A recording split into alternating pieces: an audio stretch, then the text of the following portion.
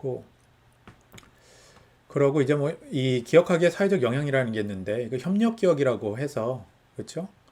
협력 기억이라고 하는데, 혼자서 기억하는 것보다 비슷한 경험을 했던 사람들이 같이 하면은 훨씬 더 그 기억을 잘 해내더라는 거예요.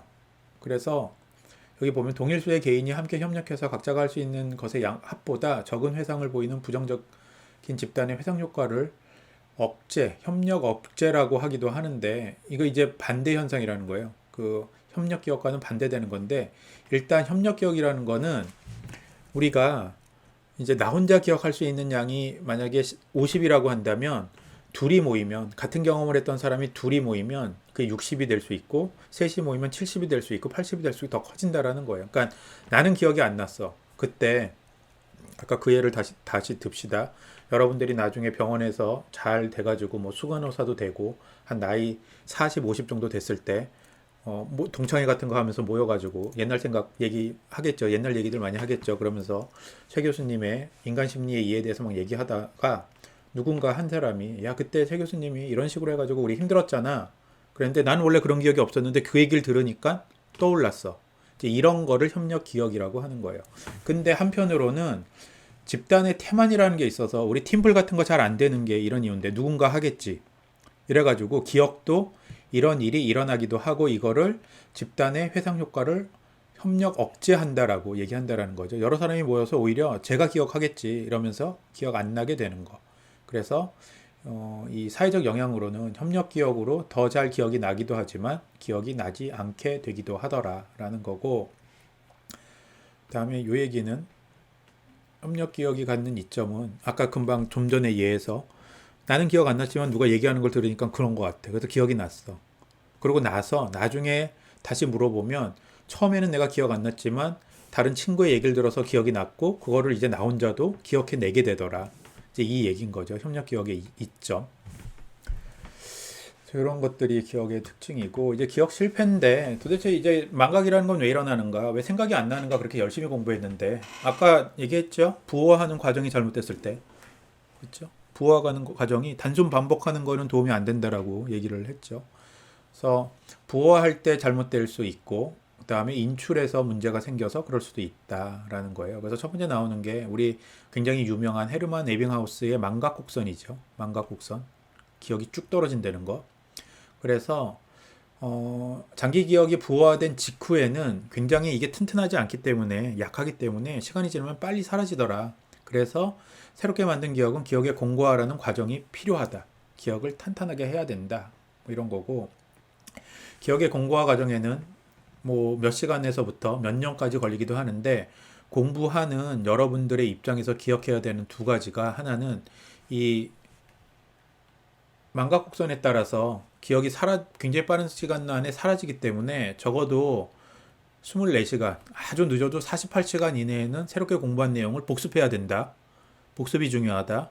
그리고 또 하나는 잠잘 때 공부화 과정이 일어나기 때문에 잠을 잘 자야 된다. 시험 공부한다고 밤새 봐야 시험에서 잘 기억 안 날 수 있다라는 거죠.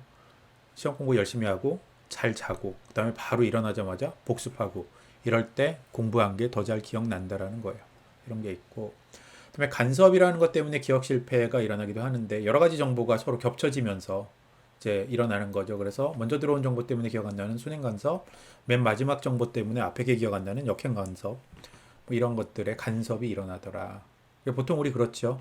지금쯤 되면 여러분들이 스트레스에 대한 기억은 잘하겠지만 처음에 우리 첫 주에 뭐 배웠는지 두 번째 주에 뭐 배웠는지 잘 가물가물하죠. 이런 게 이제 역행 간섭이라는 거예요.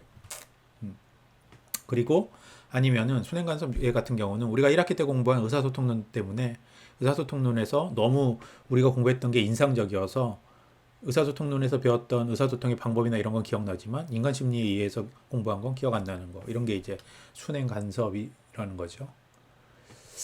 그래서 순행간섭은 먼저 기억한 내용이 이후에 기억한 내용을 방해하는 거. 그 다음에 역행간섭은 나중에 공부한 내용이 첫 번째 먼저 기억한 내용을 방해하는 거.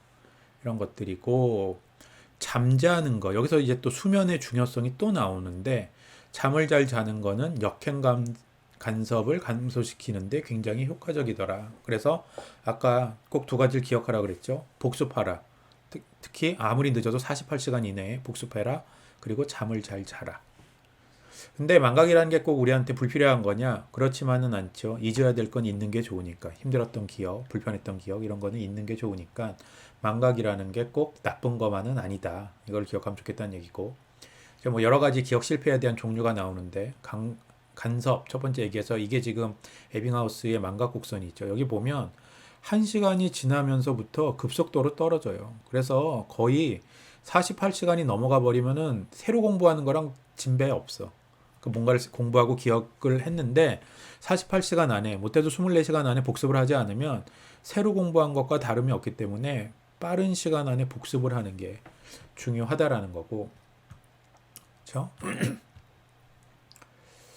그러고 다음에 방심이라는 건 뭐냐면 이제 결국은 주의의 결핍을 얘기하는 건데 우리가 이 장기 기억으로 부호화할 때 굉장히 중요한 것 중에 하나가 주의 집중이라는 거예요. 우리 집중하지 않으면 기억이 잘 안 남는다 그러잖아요. 그 얘기는 주의를 집중하지 않으면 부호화되지 않기 때문인데 연구를 해보니까 주의가 분산될 때 좌측 하전두엽 영역에서 활성화가 덜 일어나더라. 좌측 하전두엽 영역이 더 활성화되더라. 아까 우리가 뭔가 의미 부호화할 때, 그렇죠? 그다음에 뭐 체계적으로 범주화 부호화 같은 거 할 때 이 좌측 전두엽, 그다음에 아래쪽, 그다음에 좌측 측두엽 뭐 이런 쪽이 굉장히 활성화된다라고 부호와 관련되는 거다라고 얘기를 했었는데 주의가 분산될 때 여기가 활성화되지 않더라. 이 얘기는 장기 기억의 부호화가 안 된다라는 거고 당연히 주의 집중하지 않으면 기억에 있어서 불리할 수밖에 없다. 망각이 발생할 수밖에 없다라는 거죠. 차단이라는 거는 인출하려고 노력은 하지만 실패하는 거예요. 꺼내는 걸 실패하는 거. 그래서 보통 우리가 사람 이름이나 장소 이름, 무슨 이름 같은 거 얘기할 때 종종 일어나는데 보통 젊었을 땐 잘 안 일어나다가 나이가 들면은 나타나기 시작하고 이거 이제 설단 현상이라고 그래. 혀끝에서 노는 거. 제가 가끔 그런 모습을 보이죠. 아, 그거 뭐더라? 그래서 이게 어떻게 보면 조금 슬픈 얘기인데 늙어가고 있다라는 증거예요. 설단 현상. 그래서 여러분들의 부모님들도 종종 그런 모습을 보일 텐데 이런 설단 현상, 차단이라는 것도 기억의 실패의 한 형태로 나타나게 된다. 그래서 이거는 노화의 증상이다. 이렇게 하면 될 것 같고 또 하나는 암시성이라는 거. 이건 기억을 왜곡시키는 건데 외부 출처에서 온 다른 정보들을 통합하는 경향성을 얘기한다. 그래서 원래 내 기억은 그게 아닌데 외부의 정보와 가지고 결합되면서 기억에 왜곡이 일어난다라는 거예요. 그래서 우리가 보통 암시한다 그러잖아요. 암시. 뭔가 암시한다 그래서 그 암시성에 의해서 반응을 하면서 기억을 다르게 꺼내는 거. 그렇죠? 그래서 이제 어떤 게 있냐면 우리가 경험하는 모든 것들을 다 저장하지 않기 때문에 그렇죠? 암시를 주면은 그랬을 거다라고 믿는다라는 거예요. 중고등학교 다닐 때 당연히 아침 먹었을 거고 점심 도시락 먹었을 거고 그다음에 저녁 뭐 사 먹거나 라면 먹었거나 그랬겠지.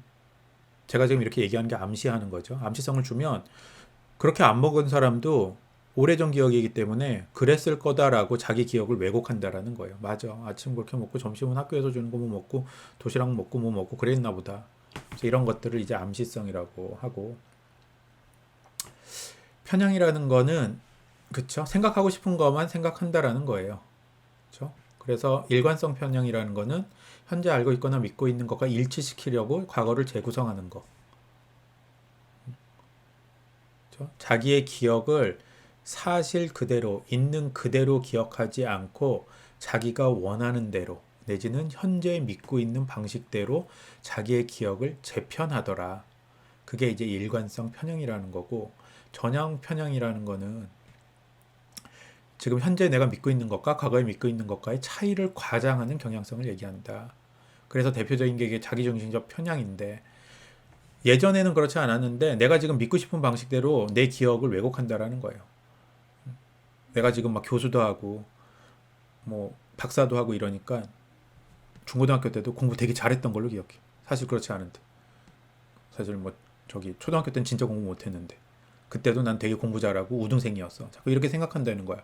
자기가 좋은 대로 자기가 좋아하는 대로 원하는 대로 기억하더라. 현재 믿고 싶은 대로 기억하게 된다. 그래서 특히 뭐 저 같은 경우 이제 부부 상담 같은 거 많이 하는데 부부간에 갈등이 있어서 싸움을 해가지고 상담받으러 왔을 때 어떤 사건에 대해서 두 부부가 얘기하는 걸 들어보면 서로 얘기하는 게 달라요.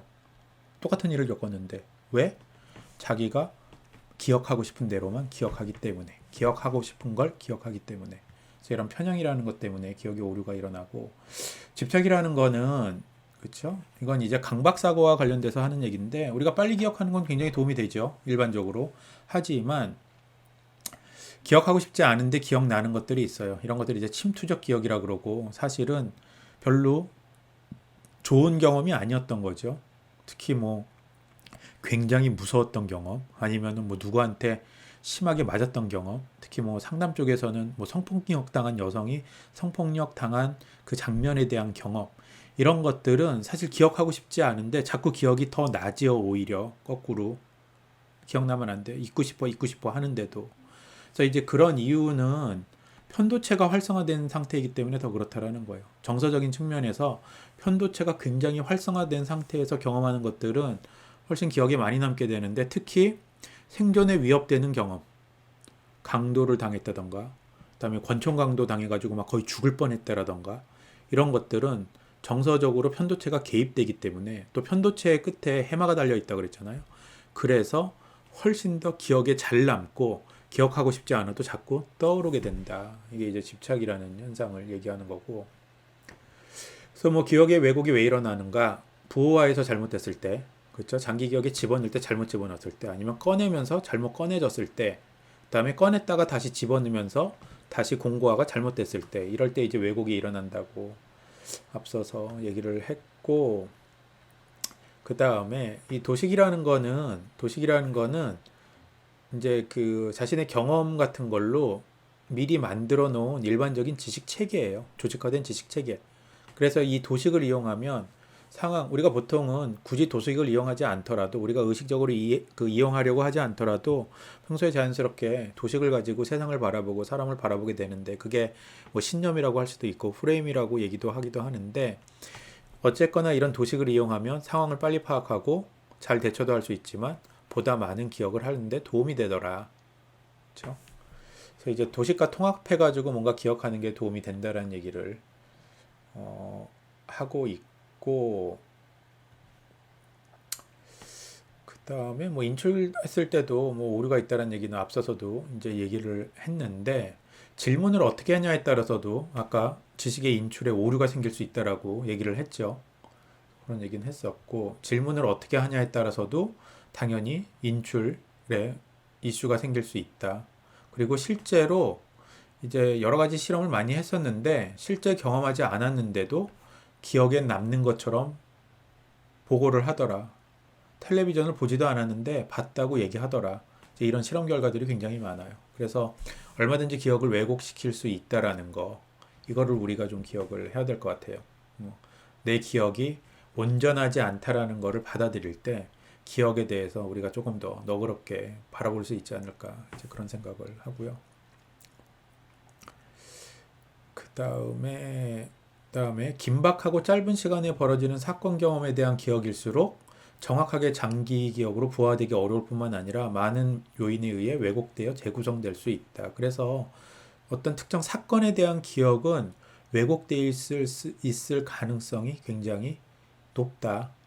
그렇죠? 특히 정서와 관련돼서, 또 생존과 관련된 어떤 사건 사고들은 왜곡되어 있을 가능성이 훨씬 높다. 실제보다 훨씬 더 크게 기억을 하던가 다르게 기억을 하던가, 이제 그런 얘기인 거고요. 이제 기억상실증 얘기 잠깐 할 텐데, 기억상실증은 결국 이제 뇌 손상 때문에, 그러니까 물리적으로 손상이 되던가, 뭐 이제 보통 우리 드라마 같은 거 보면 교통사고로 뇌를 다치거나 뇌세포가 망가지거나 이러면 이제 기억이 안 나는 기억상실증이 걸린다 그러죠. 그래서 기억상실증에 걸리거나, 아니면 심리적 충격이 너무 크면 기억상실증이 생기기도 해요. 그래서 크게 종류는 역행성 기억상실증과 순행성 기억상실증으로 구분을 짓고, 역행성 기억상실증 같은 경우는 뇌손상이나 심리적 충격으로 이전에 경험한 사건들에 대한 기억을 인출할 수 없는 상태. 우리 그 영화 럭키, 유해진 나오는 영화 럭키 보면 유해진이 목욕탕에서 비누 밟고 넘어져서 머리 다치잖아. 그래서 그 전 기억은 다 사라지고 그 이후 거만 기억하게 되잖아요. 그게 역행성 기억 상실증의 대표적인 거고, 순행성 기억 상실증은 뇌 손상 이후의 것은 기억 못해. 그 이전 거는 기억하는데 새로운 것들을 기억 못한다라는 거예요. 그렇죠? 그래서 이제 역행성 기억 상실증, 순행성 기억 상실증으로 우리가 구분돼서 기억상실증을 얘기하고 있고, 그다음에 간질 수술하면서 우리가 여러 가지 것들을 밝혔다라고 얘기했죠. 지난번에 좌뇌 우뇌의 차이라던가 기능의 차이라던가 이런 것도 이 간질 수술 중간에 그 뇌량을 절단하는 걸 통해 가지고 알게 됐는데, 이때 해마도 같이 제거를 해봤는데 순행성 기억상실증에 걸리더라. 그래서 해마가 장기 기억에도 관여를 하지만 순행성 기억 상실증, 새로운 거를 뭔가 장기 기억에 저장시키는 거를 부화하는데 어떤 역할을 하고 있구나. 이제 이런 것들도 이런 이제 수술 경험을 통해서 알게 됐다라는 거죠. 자, 그래서 이제 기억에 대해서 종합적으로 좀 결론을 내보면, 이 인간의 기억이라는 거는 컴퓨터와 비교하면은 뭐 터무니없이 용량도 작고, 그다음에 저장되는 것도 짧고, 뭐 이런 한계가 있고, 그다음에 장기 기억 같은 경우도 그 정확성에 있어서, 그렇죠? 뭐 부화할 때부터 부정확하게 됐다던가 인출할 때도 부정확하게 될 수 있다. 그러니까 기억이라는 거는 완벽하지 않다라는 그런 부분이 있음에도 불구하고, 그럼에도 인간이 고등의 인지 기능을 발휘하는 거는 이런 컴퓨터랑은 다르게 어, 이 효율적으로 사용이 가능한 거, 그렇죠? 아까 뭐 멀티태스킹에 한계가 있다라고는 했지만, 컴퓨터가 사실은 멀티태스킹이라고 하지만 굉장히 순차적으로 굉장히 빠른 속도로 일어나는 거고, 우리는 동시에 수행이 가능하기는 하다라는 거죠. 그래서 이런 측면도 있고 효율적인 측면이 있기도 하고, 또 하나 인간의 어떤 인지체계나 기억의 중요한 특징 중에 하나가 어떤 그 선택적으로 모든 정보를 다 받아들이는 게 아니라 우리 보고 싶은 것만 본다 그랬잖아요. 선택적으로 정보를 처리할 수 있는 능력, 그리고 휴리스틱이라고 해가지고 우리 대충 감이라는 게 있어요. 감. 그렇죠? 적당히 감. 그렇죠? 그래서 이런 것들을 쓸 수 있는 능력이 있기 때문에 훨씬 더 자원을 효율적으로, 효과적으로 처리하는 그런 역량을 인간이 가지고 있다. 이렇게 하면서 우리 기억에 대한 내용을 정리하도록 하겠습니다. 공부하는 입장에서 기억해야 될 게 뭐라 그랬어요? 아까 뭔가 의미를 기억하면서 공부하자. 지식을 공부할 때, 관련되는 그 학과 공부할 때 관련되는 의미를 좀 생각해 보자. 다음에 이미지화하자. 그렇죠? 그렇게 공부하는 게 훨씬 더 잘 기억에 남는다. 범주화하자. 이런 게 단순히 외우는 것보다 그게 있고, 또 하나는 잠을 잘 자자. 그렇죠? 잠을 잘 자는 게 장기 기억에 훨씬 더 유리하다. 그래서 잠 잘 자는 거 꼭 필요하고, 그리고 우리가 예전에 뇌 공부할 때 뇌의 가소성에 대해서 공부하면서 했던 얘기가 있죠. 이 학습에 도움이 되기 위해서 뭐 하라 그랬나요? 운동하라 그랬잖아요. 운동. 잠 잘 자자, 운동하자. 이런 게 이제 공부에 굉장히 많이 도움이 되니까 꼭 기억하고 실천했으면 좋겠고, 마지막으로 하나 더 기억하자면, 기억이 완전할 수는 없다. 내가 기억하고 싶은 방향으로 기억되는 게 기억이다.